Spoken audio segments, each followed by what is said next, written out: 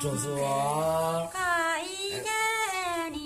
，bây giờ mà bây giờ hay dùng cái món xe sao叫么事？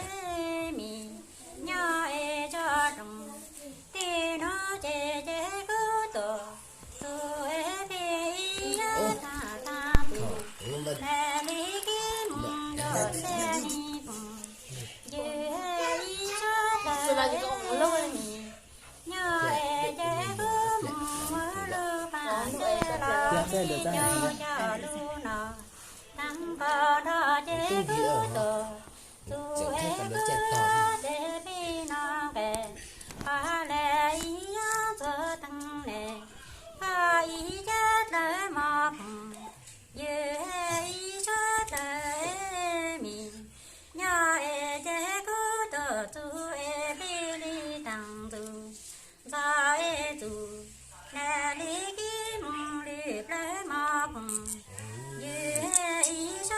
Mama chỉ bị hello, rồi chỉ hello, tao đâu? Em là cái hạt kia không biết. Rồi cũng ôn nhiều cũng hello đó, rồi ôn nhiều đó. Rồi nó cái này tao à? À cái chụp cái hay không? Tao đâu? Đấy, cái chụp cái hay là chụp cái nào? Cái chụp sửa mình không không ngon lắm. Dạ, cái cua, cái cá lóc khác cũng mà muốn là có, tao sẽ luôn.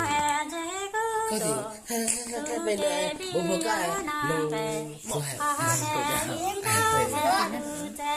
đừng có rồi, đừng có trẻ nhớ nhiều à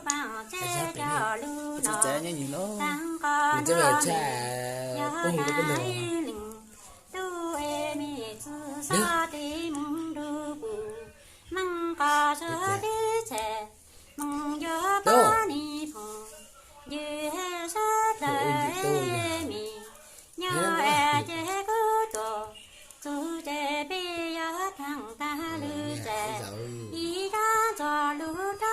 tiếng ạ.